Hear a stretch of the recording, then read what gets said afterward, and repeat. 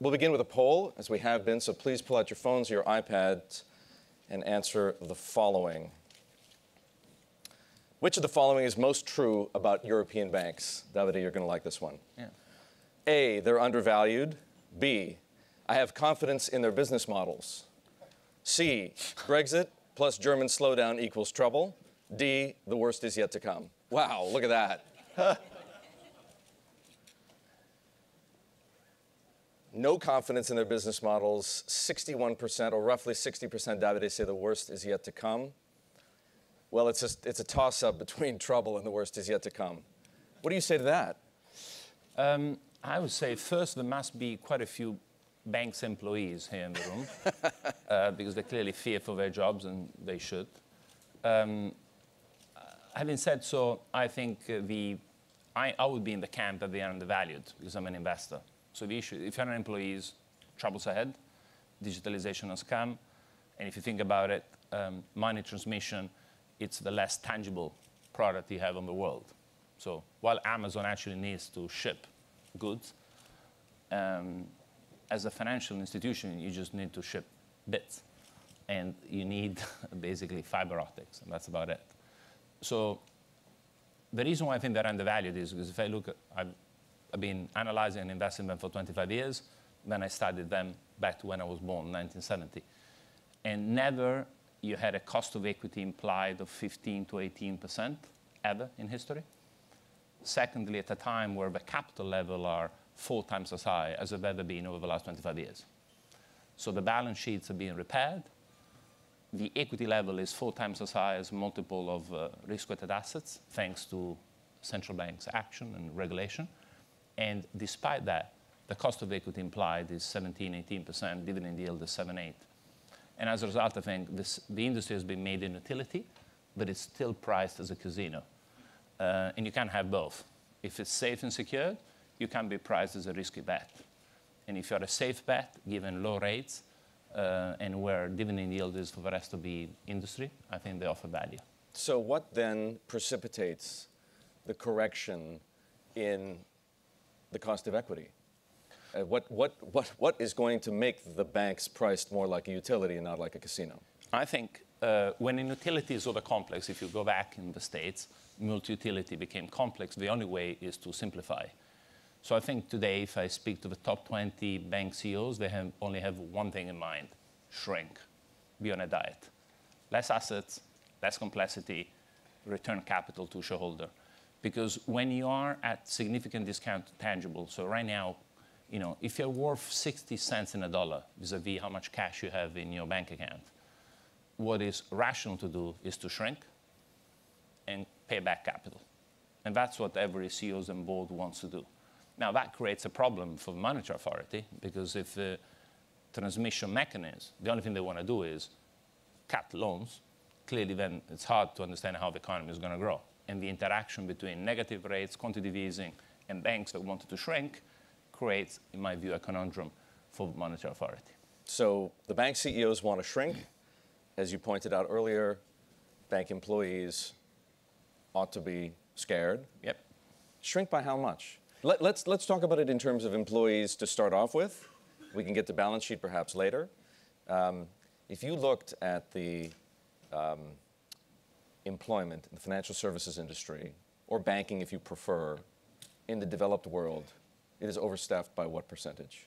So just take numbers. If you take the current footprint, so how many people work in a branch in California or in the Nordics, as an example of where we're going in terms of adoption of digitalization, today we have 30% too many staff, today. If you roll in the branch? This at branch level. Okay. If you then fast forward it to about 10 years' time, that number could go up as high as 50. 50% overstaffed. So in Europe, it's impossible because it's a social time bomb. Yep. So basically, if you think about banking take banks and insurance employees around Europe, you're talking more than 6 to 7 million jobs. You can't say there's 2 million of excess jobs. But what it will need to happen is these people have to be retrained. And retrainment at a certain age is hard. but the effect of digitalization, in my view, are unstoppable. Now, the other issue is which skill set are needed. Because before you need to have salespeople at branches. Today, most of the sales activities are actually done using digital, and one of the reasons why regulators even prefer digital, because you make sure that there is no mis-selling. There's no one spinning. There's no PPI. You go through an iPad, you check, every question is double checked, so you can always go back to the regulator and says, I went through a sales process, was properly audited, and no one was making stuff up. And if you take the UK, the issue for the industry, it wasn't exposure to subprime, was PPI. PPI is quantitative easing for the people. 80 billion pound paid back to voters.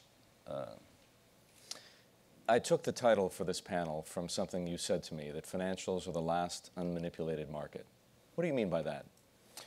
Well, if I think about credit markets and fixed income markets, which then clearly have an impact on cost of equity, central banks, in particularly, stand back, the Fed printed $4 trillion. Bank of England was smart enough immediately to follow suit. Quantitative easing equal sailing when you tackle. Have you ever seen a match race? Yeah. The sailing boat turns left, you got to turn left immediately. If you try to go on the opposite, 9 out of 10 you lose. So as far as monetary policy is concerned, if someone is de facto debasing its own currency through quantitative easing, what you got to do is immediately match. I would match equal to percentage of the GDP of my own country. So if a country does 10%, you do 10. If they do 20, you do 20. It's not the absolute, it's the percentage of the GDP. And fast forward, today we have 20 trillion. VCB balance sheet is now bigger in absolute and in relative to percentage of GDP. Bank of Japan, it's now almost 1 times GDP.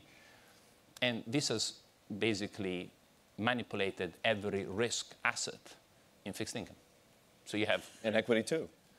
The lowering of the cost of debt had an impact on the cost of equity for many institutions, but not for financials. And the reason is because the only bond that the central banks cannot buy is actually financials, because they have a regulator. They feel conflicted. And as a result, the equity itself of financial institution has not been manipulated. Hence, as an investor, at least I sleep at night when I own them. For all the challenges, which are very well, in my view, clear, and you can run numbers, at least you're not holding paper that the day the central bank stops buying or decides to sell, and then there's no exit. Do you think there's a chance central banks will get over that conflict of interest and buy financial credit? In Europe, I think eventually they'll have to buy senior. They have no choice. For the simple reason there's not enough rates available to buy. So if you hear Jean-Pierre Moustier, who chairs the European Banking Association, eventually when you own 30, 40% of a rates market, you need a rates market because banks and insurance are regulated and we need to own it. So eventually you might run out of shortage of underlying, because if someone keeps on buying it, the regulated entity, so you might end up having negative rates even lower than the central bank boundary, simply because as a regulated entity, you are forced to. You have no choice. It's not a question of price, how much money you lose. Is it fair to say you can't invest in financials without a macro view? I think you need to have, let's say, in my view, financials today are the most interesting sector, because basically you need to understand macro, regulation, politics, same in the US, because being a regulated center has an impact, and the digital transformation. So I have to say that it's fascinating and requires 10 times more skill than when I started 25 years ago. 10 times more? Yes. What is Algebris' macro thesis right now? So today, so we take two sides, let's say bottom up and top down. Mm-hmm. And what we see is that the effect of trade war becoming a technology war will have long-lasting impact on supply chains. Because ultimately here, it's clear, US and China ain't gonna have two compatible systems. It's like your plug. Yeah? When I came here first time in London in 1994, remember with my European plug, it wasn't working. So you need to get an adapter and, or change plug. But basically, today, that's what the US and China have decided to do. You're going to have two incompatible systems. So my fear is eventually, let's assume you are a producer, bottle producer.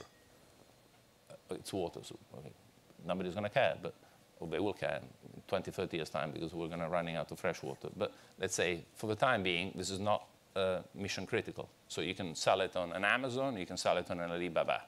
Tomorrow, my fear is someone is going to say, if you have a product on a competitive platform, yeah, you can sell it on ours. And this is happening through technology because, if you think the Internet of Things, 5G coming, everything's going to get connected, there's going to be eventually a bifurcation. Today, if you're a manufacturer, you can make it, and then you sell it around the world. And that's been the great effect of globalization. Right now, my fear is you're going to have two systems. There's going to go choose, you want to be an Android or an Apple. The two don't speak. Well, that's going to happen, yeah, probably to the rest of the economy. And I think this is an impact on supply chain.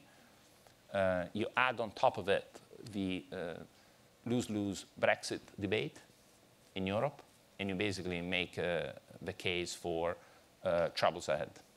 Okay, so connect the dots then. So connect the dots. Yes. What does that mean for monetary and fiscal policy? What does that ultimately mean for what we're talking about, which is financials? So the first thing we're doing is we're looking at all the companies that have benefited out of fake private market marks, venture bubble. Not because you had an Apple and a Google and an Alibaba, everyone in a garage is going to make the new Alibaba or Amazon. Mm-hmm. And I think there's about $1 trillion to $1.5 trillion that is marked today across investors as if they were to own the next Alibaba, and in reality they own the next WeWork. So my view is all this venture capital money that has been raised today accounts for about 20% of tech revenue. Whether it's Google search, whether it's Instagram advertising, is basically money that investors put in order to create the next big thing, which won't be. So I think there's going to be an earnings issue for some of this high multiple stock. Secondly, all the companies that are cash burning at this point of the cycle, yeah? So we're beyond late cycle. We're late. Mm-hmm. Yep. At that point, when you're so late in the cycle, in my view, if you're still massively cash burning and you're cash burning for the next 3 years, I think you've got to pray as a corporation. And I don't understand why there are fixed income investors holding those bonds. So we're actively buying protection of those bonds, and in some cases, even shorting baskets of equity. Because I don't think there's going to be a refinancing, because when investors are going to see their marks, think about it, in private market. The last people that made money in private were people who invested in 2013. If you did any private round after 2013 on all the famous names, you lost money. You think that if they were properly marked, they'd be underwater? Yes. 2013 valuation? 14, yeah. I take Uber as a reference point. So what about the line of reasoning that we've been fed for the last... And the beauty this time, the people holding the bags won't be the banks. Historically, when something goes wrong, the banker shows up and says, sorry, I had exposure. JP Morgan's loaned some money to WeWork. Yeah, but let's say vis-a-vis the balance sheet, $2.5 trillion. The money, like clearly they had some problem in working on the numbers. They were too eager, let's say. What I was about to ask you is that we've been fed this line for at least the past 5 years that all the smart money has gone to private markets and that only the dumb money is left in public markets. What you're saying to me is that's not true. Well, let's say, if you want to hide to mark-to-market and you want to mark-to-model, last time someone told me this, then you had $2 trillion losses in the AAA market, with a rating agency telling me it was AAA. I'll never forget, I had 140 analysts when I was at Morgan Stanley. I fired about 40, half went to work for a rating agency. So the idea that someone had to tell me what an asset was worth, I found it very intriguing. And guess what? $2 trillion losses later, it was vindicated. Hence, to me, the view that today smart money is in private and stupid money is in public, I think just alone itself defines that something is wrong. Because the only way private market can make the money is if public markets bail them out. And I can tell you, public market finally is recognizing that they ain't going to bail you a loss-making business for the next 5 years simply because I have a visionary behind. Well, the lesson of WeWork and the lesson of Slack and the lesson of Uber and the list goes on is that the private market failed to price equity risk properly. How did that happen? Who's responsible for that? Well, first, I think if I just go through the business, the idea in private market is very fascinated is every time I invest in a company, I ask how much capital they have, the cash flow. Financial institution in Europe now can withstand a 1 in a 200 years shock. They can withstand GDP down 7, house prices down 40, unemployment to double, stock price down 50. Stress test effect. Stress tested by the Marconi, the Bank of England, the Fed. Harsher than the 29 scenario over 2 centuries, G20. So let's say war mood. Mm-hmm. So Brexit, can't even say, yeah? It ain't touching any buffer. Brexit, so 1 in a 45 years event. And when I meet this private company, it has to be, everything blue sky, everything right, all my assumption, and it looks more a faith than an actual investing. And often I'm told you need to make as many, take market share, grow revenue. It doesn't matter how much money you lose. There's always going to be money to back you up. And that's not right, because eventually, lots of investors that put money in, lots of them are pension plan and endowments. They were diversifying, but then they're going to see how much money they made. And I can tell you, if in the next 5, 10 years, we're going to see lots of zero. Because once you have an Alibaba and an Apple and a Google, you ain't going to have the next one. Sorry. And you can't have an Alibaba, yeah, in every merchandise. And so my view, private market today is the biggest bubble. And the fact, and I can tell you anecdotally, yesterday I met a friend of mine in New York and told me, Davide, you wouldn't believe it. There are 30, before on the equity desk of banks, people doing pre-IPO. So basically bailing out private markets into public. Used to have 5, 10 institutions. So right now there are 30, 35 in New York. Everybody has a private sleeve. And now they're even hiring listed market salespeople to do the private sleeve. And says, hold on a second, you're taking a guy that was selling listed equity to do private investing? So it's going from sell to buy and from liquid to illiquid. That to me is the clear sign that there's a bubble. Let's go back to financials because I want to ask you about zero. There's a question from the audience here. How can banks giving loans at zero be profitable? There's one example of zero. Another example of zero is Charles Schwab cutting trading commissions from $4.95 to zero. Ameritrade and E-Trade doing the same thing. This is a phenomenon that keeps being repeated across the financial services sector. How can these firms make money at zero? It's very simple. You just look at Japanese financial institution. I remember the first time I went to Japan was 1997. They had rates close to zero. 20 years later, they're still making the 5-6% return on equity. So the way I think about it, it's if you're a regulated entity as a financial institution, you're making a spread vis-a-vis your risk-free rate. So when I started analyzing financial institution, risk-free rate used to be 6%. And company were making 12% ROE. So we're making a 600 basis point spread vis-a-vis rates. Today rates are zero, financial institution make 6. That's it. So I think if you were to be in a regulated entity, you make 6% above your risk-free rate. And risk-free rate is your basic good because it's given for free by the central bank to you as a financial institution to intermediate. Now, I think we've touched the lower boundary because right now financial institutions are losing some money on the excess reserves. Not much. There's tiering. If you just take, though, the gap, Europe vis-a-vis US in short-term rates and what it means to earnings of the system, there's a $60 billion gap. So if you put a 10 times multiple, there's a 600 billion valuation difference between European and US simply because of the rates curve. But my view is financial can easily operate. Now, clearly, what it means is they need to be ultra efficient because when nominal rates go to zero, anything, even a tiny penny, matters. And so that's why I think cost cutting, it's here to stay for good. And now you know why financials are the last unmanipulated market. Thank you, Davide, Serra. Thank you.